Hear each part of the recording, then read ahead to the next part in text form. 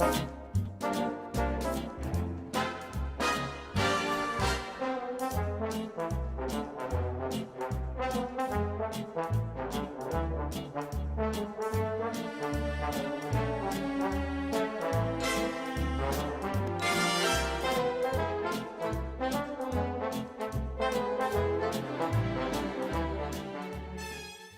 afternoon, ladies and gentlemen.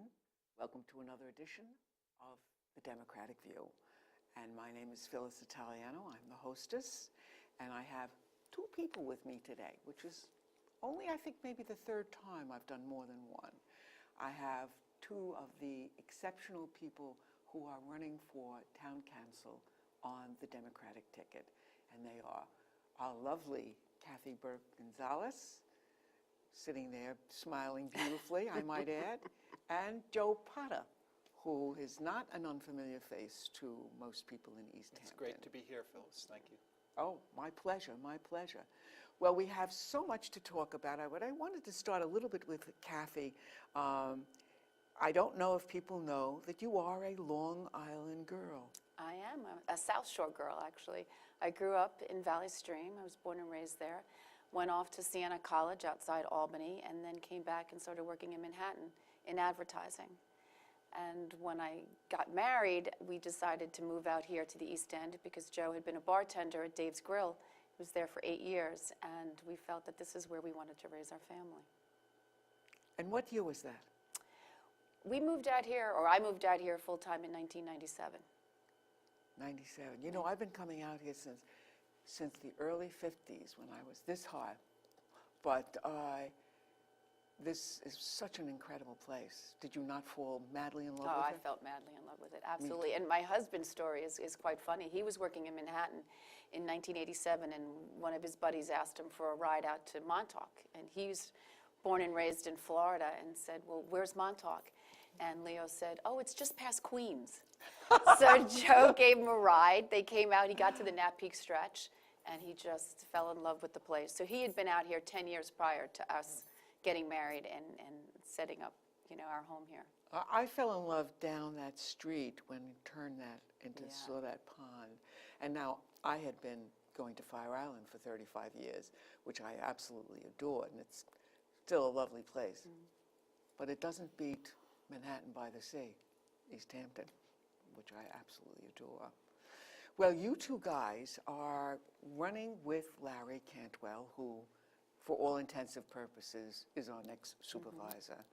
And I will say, I think you have a plate of issues that is really a platter. There's so much to be done in this town, and so much that, I mean, is really vital to our survival. And I would like to know from you guys what you think you are most anxious to work on together. It's interesting to think about this in terms of what people are talking about, that Kathee and I have been working very hard since May, campaigning and talking to people in front of post offices and stores. And we've done 5 listen-ins where we've invited the community to come in and talk to us and Larry. The first issue that we've heard maybe most about is actually the only easy one to fix, which is people are unhappy with the town board majority and how they feel that they've been treated and the fighting on the board and arguing. And I think that's something that will really disappear the first meeting in January with Larry as supervisor. The second biggest thing really, I think, is the various aspects of code enforcement that people have, really talking about. Do you think so, Kathee? I would have to agree. Yeah. You know, you hear about the share houses that are happening all over town, the overcrowded nightclubs in Montauk. We've got the illegal single-family homes, you know, in Springs, and then the issue of the airport, the noise and the helicopters overhead. So that's, I think, what people are really reacting to because it's in their own backyard. You know, those are, the issues that really hit you in the face. I mean, you cannot, well, I mean, I, who swim at Gurney's, will start swimming there Monday again, all winter. I won't go to Montauk. Memorial Day, so long, Montauk. see you in September, October, because it's just crazy, you know. And actually, when I bought my house and went to Montauk to look at it, I thought, oh, I should have bought out here. Now I say, thank God I didn't buy out there, because it is such an issue. And all those other issues that you mentioned in code enforcement, and which are very, very prominent issues that are really the kinds of things that, having gone to all of your listen-ins, and by the way, I would like to know one thing about those listen. Whose idea was that? That was Larry's idea, Larry Cantwell's idea. It was And a brilliant idea. It's been great. Been great for us, and I think we've had 60 or 70 people at every one, and except Sag Harbor, and it's been great. Since you mentioned Montauk, I think the hottest current issue right now is the erosion question downtown, and the proposed Army Corps of Engineers project, and how that's going to come out. Well, I would say that is probably the second most vital issue going, because, I mean, it scares me. I have to tell you from my own experience as a Fire Islander, in '96 we had a nor'easter. My daughter was living there that year, and I took a boat and went out, and there were houses in the shore right along from Fair Harbor down to Lonelyville, house after house after house. And when you have seen that and understand the power of the ocean, you know that this is a vital issue. And being someone very interested in the environment, it ain't going to get better. It's going to get worse. So I agree with you, and I'm hoping maybe that we can come to some kind of consensus on how to handle it, because it's a complex issue. Yeah, well, I attended the Montauk Citizens Advisory Committee meeting Monday night, and they offered up a resolution to send to the town board, and it was voted on unanimously that they wanted the town board to talk to the Army Corps about expanding from not just looking at downtown Montauk, but they want to have Ditch Plains considered as well, because from their perspective, they thought that was even more vulnerable. They wanted the Army Corps to also look at an option using geotubes. And they wanted to have the town hire a coastal engineer, because they felt that they need somebody with that kind of expertise to interact with the Army Corps on behalf of the town. And then they wanted to make sure that we didn't miss out on this opportunity, that with the federal government willing to sign the check for the entire project, they wanted to make sure that we will come to consensus and we will find an option to move forward with. And because, here's the other part of that issue. The other part of the issue is, yes, we have a lot of money at our fingertips from Sandy. But we all know what's happening in the federal government, too. That money is not going to be there forever. People are not going to pay for our storms when they've got all the other things that are going on all over the country and other different kinds of needs that are happening. And I think we have to do it right.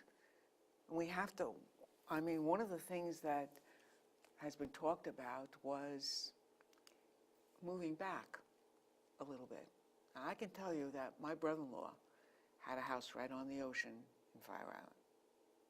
Fortunately, he had bought the house behind him, which is the house I always stayed in. And he moved that house back twice. Wow. Twice. Because he kept losing beach and losing beach. And finally walked away from it. The house is still standing, by the way. But besides that, we also had to change from a regular well to an artesian well, because the groundwater became salty, and we had to go down 300 feet. So, the ocean is there, and frankly, it doesn't give a damn about what you've got. So those are very important aspects of what's going on in Montauk.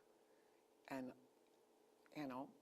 I have 7/10 of a mile on 3 ways. I have the bay, and I'm worried about that too, So these are issues we really have to use our patience and our intelligence to combat in the most constructive ways. So I'm glad you two guys are really Thank you. onto that. Yeah. Can I say something about Kathee for a minute? Sure. Because we're both running for town board. Sure. And it actually, I hadn't really known Kathee well until this summer. We had actually worked together on Democratic campaigns years ago. But I want to embarrass you for a minute and just say she's got a tremendous work ethic. I never have campaigned with anyone who's so well organized and committed to getting things done. And I really think you'd make a great town board member. And also, I'll say when rather than if Kathee is elected, she would be the only person on the board with a relatively young family with kids still going to school in the town. And I think it's very important to have, I could almost say, her generation represented and the needs of families represented on the town board. Well, she's not as young as she looks. She's not, but I'm older than I look. But I had kids later in life. Yeah, but I'm a little bit older than I look, so, you know. I mean, Mike, for example, Carrie and Ben, my kids, one's out of college and one's a junior in college, and your kids are 13 and 15. So, yeah, Nina's in 8th grade and Burke's in high school. sort of a 10-year gap. Yeah. Well, that is a very important aspect because there are lots of things that are going on in the town that have a lot to do with the young people who are growing up here. I mean, in one of the listen-ins, somebody was complaining about that he doesn't have enough people to fill the positions that he has, you know, and I think that's, you know, an important thing. And also, it also brings to mind the affordable housing issue. Because if we want our children to come back to live here and be close to us, especially if they're ever going to have grandchildren, because we want our grandchildren close by, you know, we have to think about that kind of stuff. There's been essentially no affordable housing for a long time, except what the church did at St. Michael's. Right. So having that young family to know what's going on and how to plan for the future. Planning for the future is what is so important in somebody who's on the town. Yeah. To be able to see around the corner is Right. what I say. It's also challenging to find a job here. If you're not self-employed, you know, it's difficult to find, you know, work. You know, I was working for an advertising agency for 14 years in Watermill, and we succumbed to the downturn in the economy, and I was laid off, and it took me 2 years to find work in my field. So it's challenging from that respect too. There are employers that are having a hard time finding people with a specific skill set, but Right. at the same time, it's also difficult to find work here. Wow.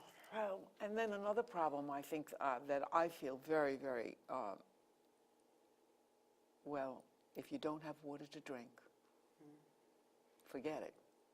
You don't have a town. If we have to do what they were doing on Girard Drive there for a while, bringing the water in, Right. you know, it's going to be a problem. Well, and there are only 2 aquifers on all of Long Island. I mean, the thing that's just so important to remember, we talk about groundwater, but is that the water that the only water available, drinking water on Long Island, is actually literally down in the ground. I mean, we don't have, like upstate or other places, reservoirs and rivers. So, and all the water that we human beings use also goes back down into the ground. Exactly. So that balance, and I think protecting the aquifer and buying as much open space as possible where the groundwater, above the groundwater on the surface, you know, that's a vital part of it. And being very conscious of what we use, the products we use, the chemicals we use in our landscaping, you know, all of that eventually heads down. I know, and I think people don't realize it so much. Yeah. I can't, you know, I've gone to everything that, every forum they've had on ground, on the water, because I know it's the most important issue, along with all of the other crushing issues. Right. It is it. In terms of the survival, Yes. long-term survival of the community it is. Yeah, and Yes. health, human health. And also the fact that eventually it also is our waters and our beaches, you know, our beaches, you know, that's why people come here. I always say, the name of this place is Beach. And if you don't have water to swim in, and I go to Gardeners Bay, and from my shoulders to my feet, I can see my toenail polish, It's just so clear and clean, and I'm never afraid to go in that water and think that there's going to be something in that water to worry about. And that's something that we have to think about also.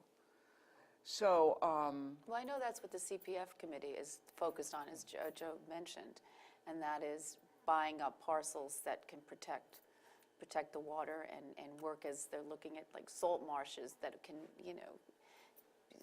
take out impurities and things. And also, in my background being advertising, we really need to do more outreach and education to the community so that folks understand that what they put down their drain or what they put on their lawn is going into our water. Ray Hodgin, who ran for trustee, Ray said to me one time, he said, my daughter came into my house and said, you can't use this, you can't use that, you can't use that. All my cleaning products, she threw them out. And I became aware. And he's a guy who's pretty much, savvy about things, but yet he didn't know. He didn't know, you can't use Drano. You have to do it with other ways. So people do need to be educated about that kind of thing. I am myself very, very careful about what I do in my house. Well, Miss Organic over here, I won't do anything that's not going to. I know it's going there. Right. I also can't wait to see what the wastewater group that Pio Lombardo heads is going to come up with and tell us, because I know I have something back there. I have no idea what it is, but I know it has to be brought up to date. And I'm waiting to see what comes out of that, to see what I have to do to bring it up to date so that I don't feel guilty every time I flush that toilet, But that's the truth. You have to be aware of those kinds of things. They're very, very important. I think a place to start talking about septic systems. Yes, I am. Yes, and old cesspools. Yes, indeed. Is to really look along the very edges of the harbors where you have development, where you have houses, and kind of start there so that you're not getting septic fluid, whatever you would call that, going into the harbors before it's had a chance to really percolate through the ground and sort of get naturally filled nitrogen into the water, which causes, red tides, algal blooms, and one thing leads to another. And you're right, we have incredibly pure, good harbor, largely pure harbor water, and certainly the bays are beautiful. Go up in August to western Southampton or Flanders and take a look at Peconic Bay up there in July and August. It's nothing as beautiful as what we have here, And that's where I went those years folks, ago. Years ago, I went to Peconic Bay up in Jamesport, and I know that it's not what. It's not horrible. It's not, but it's. But it's not. We've got to be very careful. It's not Gardener's Bay. And I was happy to see that the town set up a website just for this project, so that there's a lot more transparency than we've seen before, where all the maps are on there and all the memos and things that are related to the project, so that the townspeople can take a look at and check in on. And of course, this ties into the open spaces as well, because I know there's no, I've heard you all say many, many times, there, except for a few places like right near me, in Camp Boulay, there's not really large tracts anymore. Right. But there are many small tracts. There are many small little things that a house with a septic system will add. And if you take that out of the whole picture, you wind up with an open area of land. I'm not going to say an open vista, because where I live in the Springs is, wall-to-wall trees. But, it's important for even those small places. And what do you guys feel about that kind of thing? I think that's a terrific use of CPF funds, to buy little green belts within Springs and to help with the density issue, connect trails. right now, I wouldn't let my daughter ride her bike on Springs Fireplace Road or 3 Mile Harbor. Thank because God. It's too dangerous. And if we can connect trails, and that's how my son used to get around to his friends' houses, through horse trails and things from our street, and he could go, about a mile away, and he could meet up with his friends, and, I'd like to see more of that happening. Actually, that's what you're bringing up, that riding bikes on 3 Mile Harbor, and especially 3 Mile Harbor, especially 3 Mile Harbor. Springs Fireplace at least is a straighter road. 3 Mile Harbor, holy mackerel. There was a big accident with somebody on a bike, some gal on a bike, Yeah, I read about that. this last week. But, doing a sidewalk on Three Mile Harbor where there isn't one has been kicking around for probably 15 or 20 years, and plans have been drawn for it. This is really the north end of 3 Mile Harbor Road. And I really hope, in the next few years that we get that done. That's the Steve Lynch, the highway superintendent, that falls into his responsibility, but to find the funding and get that done, just for walking. Right. Well, I and a see lot more people- people are walking than used to, I see people riding their bikes, sometimes they don't even have a helmet. I almost want to stop my car and say, get your helmet on. It's the mother in you. It's a teacher in me. There you go. But I'm telling you, I get scared to death for them. I'm always very careful about slowing down. Well, you can't drive on 3 Mile Harbor very fast anyway. If you are, but people do. But they do. They I've been past the double yellow line on 3 Mile Harbor Road. I have to. On a curvy road. I have to. And one time I followed him because I was so angry that he did that. I followed him, and then he went off on some road, so I stopped following him. But It's a good thing. But Well, you really say, my God, where could you possibly be going? You're going the wrong way for Southampton Hospital. So what's the rush?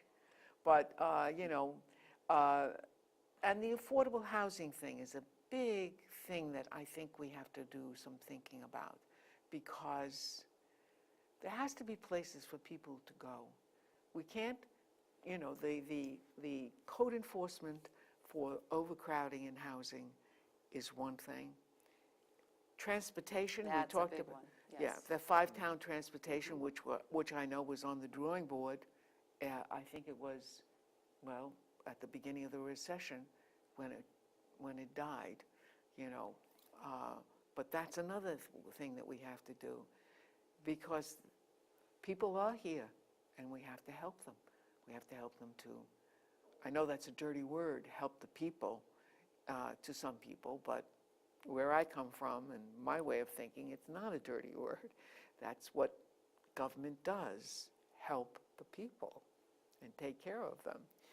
So one thing about you guys is that you have been campaigning together and have gotten a great chance to really work together, which is a very good way of sort of getting your feet wet for what you're going to do when you get on the town board, because I know you're going to win. Well, I think if we're lucky enough to win, I think Yeah. we'll make a great team, and we're excited to do that. And you Yeah. will join a couple of others who are also a who are great very team. good Yes, people. But you know absolutely. what? They have a different sort, maybe a little different point of view, and you have a little different point of view. Everybody has their own point of view Yeah. when it comes to issues. For instance, one of the things we're worried about is the airport. I mean, the airport's a big issue. I've been out there, and I actually demonstrated. I've demonstrated twice in my life, and that was, no, 3 times. See, I would have thought you would have demonstrated more than that, Phyllis. No, well, I was very busy. I was always working. Okay. You know, I've been the sole support of my children for many years, and I have 4. And so you don't really get as much time to do that kind of thing as you would like to.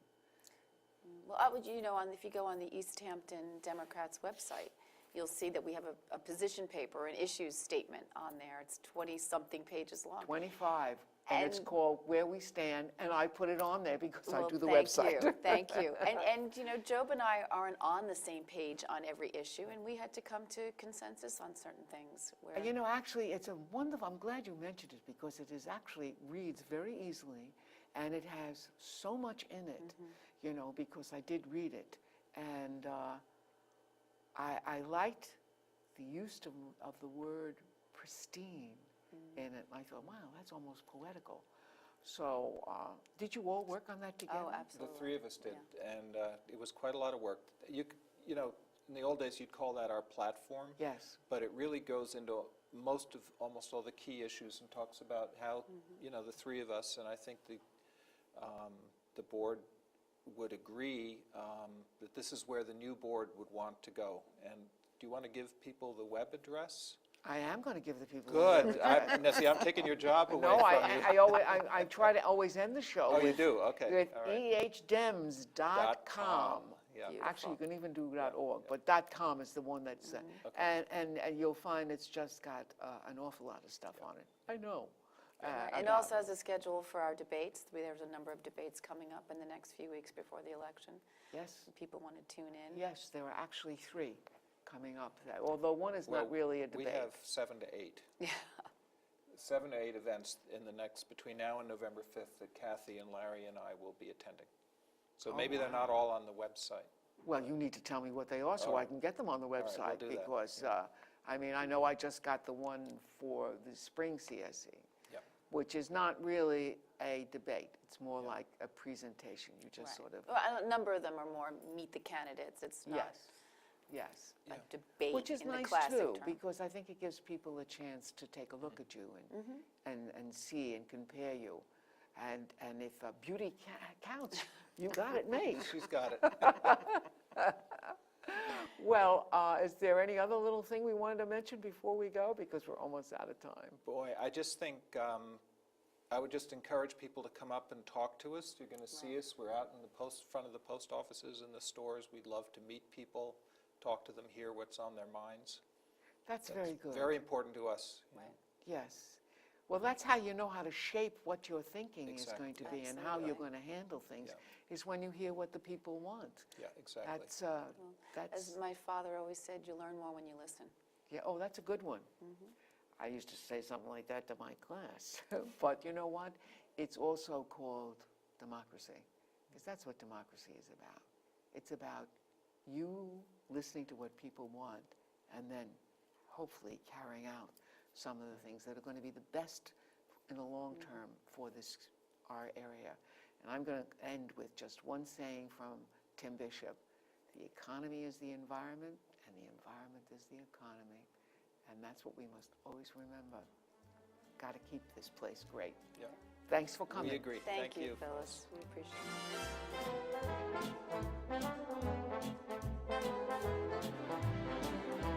it.